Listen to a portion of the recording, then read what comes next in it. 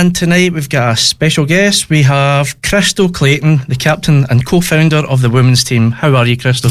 Yeah, I'm good, thanks. How are you? Not bad, not bad. So, just to get on to the borough then, would you like to start with telling the listeners a bit about the role at the club and what your day-to-day duties involve? Yeah, sure. So, it's quite an early team. So, we kind of only founded the team in January, and things started to kick off from April. So I am the captain and co-founder with Alex Bell. So we just kind of seen that there was a need for women's football within Johnstone, and we were really excited to get it started. So far, it's grown and grown and grown. We started off with quite a few players. They had to leave for commitments, and then in April we had about 3. And now currently we're sitting with about 22. Oh, so wow, that's a big jump. Yeah, so a lot of work to try and build the squad.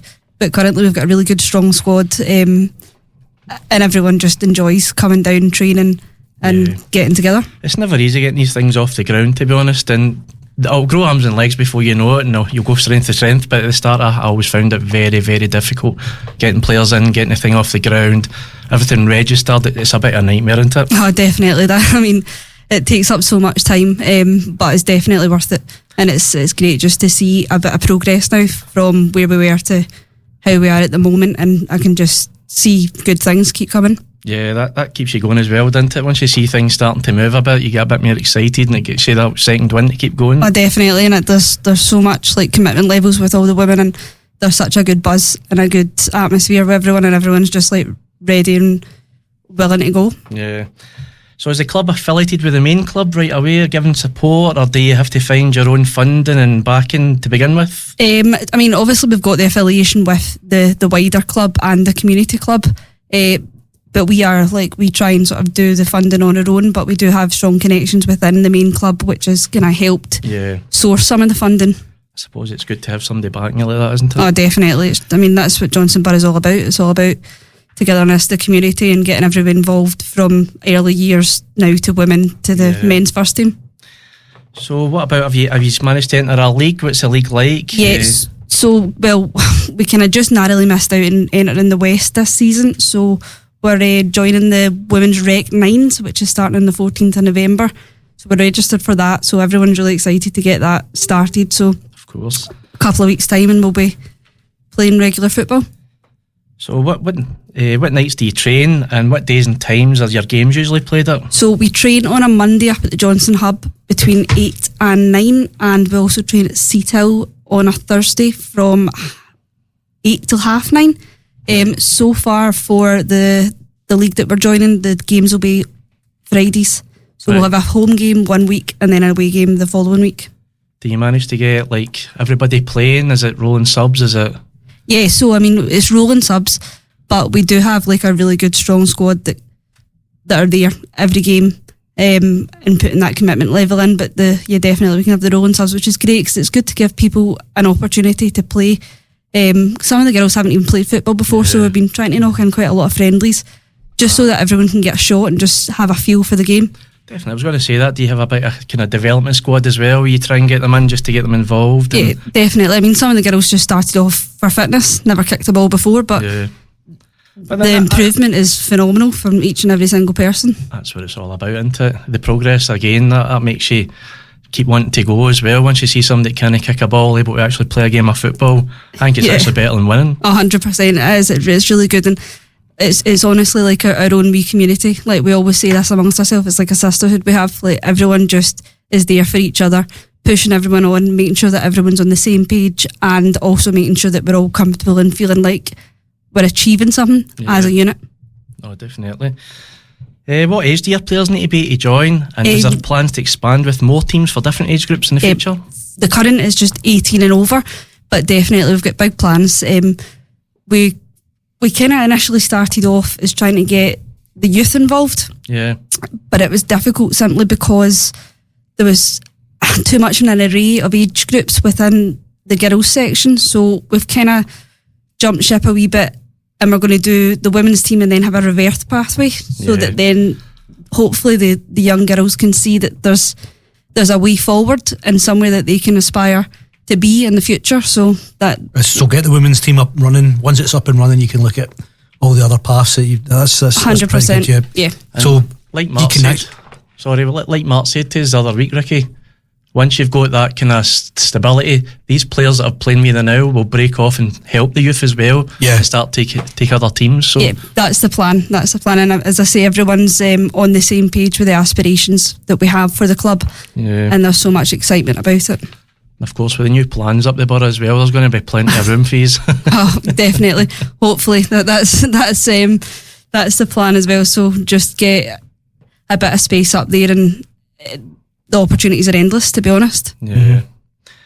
So how long has it taken to get the initial idea to actually starting the team to where you are today? To be honest, not that long. It was just a case of we'd spoke about it for like not an overly long period of time, but it was a case of, right, well, we want to do it. Why are we not doing it? Let's do it. And we done it. So somebody had the vodka and says, let's start. We all know that it was on nominated day. That's how these things happen. I think it was kind of similar for Mark, wasn't it? And before he knows, it's basically like a full-time job for him, and he's trying to do his own job and run Thorn Athletic. I think he's trying to pap it off to somebody else now. Well, I mean, it's a big level of commitment, but when it's something you enjoy, it's more fun than actually anything, you know. No, definitely. I think as well, once that game kicks off, that's the feeling you're chasing it. Oh, 100%. Like, it's all worth it when you're on the pitch. So what about fan support? Do you feel like you're starting to build a following for the ladies team? And what would you say to encourage more people to come along, support the girls? 100%. I mean, like, friends and family come and support, but like, we could be doing with a bigger fan base, to be fair, because it spurs the players on the pitch. Yeah. And it's a good watch, and if you're not doing anything on a Friday night when the league starts, by all means, like, follow the socials and you'll see where we're playing, what times we're playing at. Come along. I mean, it's good, and it's just, as I say, great for the community as well to see that it's kicked off and there's so much potential in what we're doing. Yeah, definitely. I mean, you could make a promo in here and we could punt it as well for you, just to let people know when you are playing and stuff. I'll definitely do that, because it's just great that you guys have got, obviously, word of what we're doing and having us here, because it's just that other platform for us to just showcase that we're doing this for the community and the local women to have fun, keep fit, and build up a social group that's not often found as an adult. So through football, it's a really important thing to do. So do you play all your current home games at the same place, or do you need to chop and change it now? At the moment, we're at the hub, but it's difficult because it's a sort of a let that you need to phone 8 days in advance to get that let for your games. So, I mean, to be fair, as long as it's somewhere in Renfrewshire, we're quite happy to just have the let for the home games. Mm-hmm. I suppose it's just all about getting out there playing into it. Doesn't really matter where it is to start with. It doesn't matter, as long as we've got a pitch, we've got the players, and we've got that level of drive to win. How are you getting on with like strips and stuff and sponsorship and that? So we currently have one sponsor, which is the M4 Security Group, but we could always be doing with more sponsors. We've got sponsor for the lets, we're looking for a sponsor for the home and away kits. Yeah. Because we all know they don't come cheap, and there's a few of us, so we need the strips to keep us going. And it's also having the proper equipment and the proper kit. It gives the girls a sense of that belonging, and the proper drive to keep pushing. You know, you want to be part of something, then you need to have the right tools to do that. Yeah, definitely. Do you have your own kind of custom strip, or is it they play in the kind of regular borough colours? We play in the regular borough colours, but it's a slightly different strip to what the men's team, and it's just for identification, really. It's just for us to stand out and have that belonging as the Johnstone Burgh women team. Yeah. I always think, I mean, if you're in your position, sit and think, where will we be in a year from now? And then you'll think back to this day thinking, God, look where we were then to where we are now. And that's how you kind of judge your own progress. 100%. I mean, if I sat here and look back to where we were just at the start of the year to the way we are now, I mean, the growth has been astronomical. Like, it really has just taken off a storm over such a quick period, it makes me dead proud to see that, because there's the commitment level, and I keep saying the commitment level because I want them to hear this. Like, the commitment level is phenomenal, and I couldn't thank the girls enough for the way they've just came on with a vision and just want to take it forward. Yeah, definitely. So are you looking forward to the redevelopment of Keenney Park? 100%. I mean, there's been changes already. I don't know when the last time he's been up, but you can see there's been massive changes over a short space of time as well. And it's only going to get better. And it's going to just build that stronger connections with the community club, the women's team and the men's team. And it's just going to make everything so much more cohesive for all the teams trying to do their own thing, but we can just do it in the one place. Yeah, that's what you can aiming for. That's what you want, isn't it? Definitely. And I take it once it's finished, you'll be able to use the facilities and get your own spot and stuff. Yes, like that. yeah, that's the plan. So hopefully once everything's in place, everyone can have their allocated spots, because the biggest problem in Remshire is the pitches. We all know the pitches are an issue in terms of getting availability and the length for each pitchlet. I mean, an hour's training session, it goes in really quick. The time you do your warm-up, it's so to have just that time and space to train as often and as hard as you like, it's going to just make a massive difference to the development. Yeah, absolutely.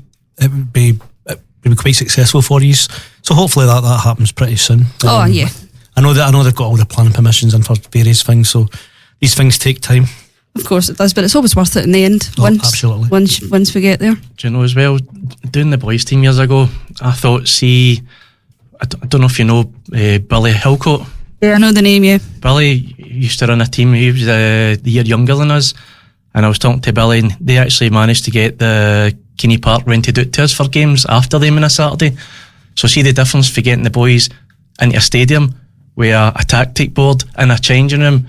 The look in their faces, it was just phenomenal to do the kind of things. So I think once you manage to get the team into that changing room for once, it's a game changer. 100%, because the dynamics change. Instead of just turning up to a pitch with your kit on, but actually going in, having the conversations beforehand, having the music going, having that sort of team rapport, and then walking out, it makes a massive difference, as we all know, and it gives you that edge. And I think as well, see, when you obviously spread out to the younger teams, once they get a wee kind of thing with that's where they're looking to get to then, where I like this, I want to do this more. So it pushes them on to get further than, the predecessors of the club. 100%. I mean, we've already had young girls, young women coming up saying, like, when are you starting this? Because they're excited with what we're trying to do. So, I mean, that in itself's a massive achievement because people are talking. And I think the thing is as well, I think all eyes are on the Borough now after the Scottish Cup. So yeah, definitely. It's a great time for people to be kind of tuning into their socials, seeing what's going on. So I suppose you're grabbing a lot more attention than what you could have maybe 3-4 years ago. 100%. I mean, it's all kind of fell at the right time, to be honest. So, the Borough as a whole is doing so well, and we definitely want to be part of that. Yeah, definitely. I mean, it's actually a great time for Johnstone, isn't it, Ricky? When you think of the Thorn development, the Keenney Park development, we've never had that. But when you looked down at the Kirk, it was the tiniest of park. You had changing rooms that didn't work. To have these developments going into Johnstone, it was more than needed. I don't know what they've done to the Kirk. Have you seen they've half the fence? Well, it's not really been used. Once the change rooms get taken away, that was actually the church's property. They gifted them that to use it. So when they knocked that down, they took it back and moved the fence. So it just lay as a derelict park, and I think the fence became a bit of a no-go area, so they've ripped it down and put that bit. If you want to give them a fit by now, you're hitting buses and windies and everything.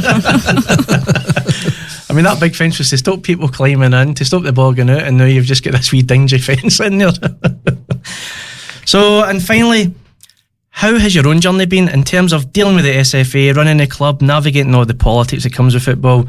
Do you feel that you've managed to handle the challenge that come with the side of things, or have you had many setbacks that made you feel disheartened along the way? I mean, I suppose like anything, there's always setbacks, and I think time frames are something is quite difficult. But I do have, obviously I've got Alex, and I've got Aileen and Dave as well, and Kieran, who's one of the other coaches. So there is a group of us, and all the girls are willing and more than happy to take things on. So obviously, like anything, there is setbacks, but as long as we work together as a unit, we can push through and make sure that the changes and things that we want to happen actually happen. But we all know dealing with regulations and policies and things, it's never fun, but it's nature of the beast, isn't it? If you want to play football, these are the things you need to do. Football has a lot, don't they? The SFA, all I can say is they're an absolute nightmare. Honestly, that's how I chucked it more than anything. Just the SFA want to fine you, no interested in helping you, just everything's so difficult. They change things on you, then they penalise you for no knowing their new system and stuff like that. I just think it's an absolute farce up there. Well, aye, but you know, No comment. Don't want to say too much. No comment because you've got to deal with them. This is I'll say true. it for you. So before you go, if you like to take a moment just to share any news, details about the teams, clubs to the listeners, feel free to do so. Aye, so just kind of, as I say, keep looking out for the socials for this league that we've got starting the 14th of November. So if you can, please pop along our games and give us a follow and a like. And if you're interested in playing football, come along down, message the pages, and certainly we can get a wee day for you to come down and see what it's all about, you know, because as I say, like, we have this really strong bond that's formed over a short space of time, and it's on for me kind of as like the captain, one of the co-founders, like, it's just such a nice thing to see. Just to have that strong sense of community amongst so many different people from different backgrounds, different experiences, and different walks of life. So I just keep an eye out and see where we're going, because there's going to be big things happening for Johnstone Burgh Women, I'm sure of that. Yeah, we really do keep on top of socials, don't we, Ricky? Between us, we're always sending each other everything that goes up. We've got our own week in a group chat, so it's something happened with the Thorn, the Borough, Clydebank for Callum. There's always like getting forward and back to what's happening. Same with the other Renfrewshire sides, Glenvale, St Peters, Renfrew FC. So listen, thanks so much for your time, Crystal. It's been a pleasure having you on the show. Yeah, thank you. Wish you and the team all the very best. And listen, come back again any time you want, to be honest. Anytime you've got something to say or you want anything else out there, just give Ricky a wee message and we'll get you back on. 100%. Thanks very much for having me, guys. Thank you. No bother, thank you. Johnstone Sound. Listen to Scoreboard Spotlight every Wednesday evening from 8 o'clock until 10 o'clock with myself, Ricky Kelly, Callum Carmichael and Davey Welsh, live from Johnstone.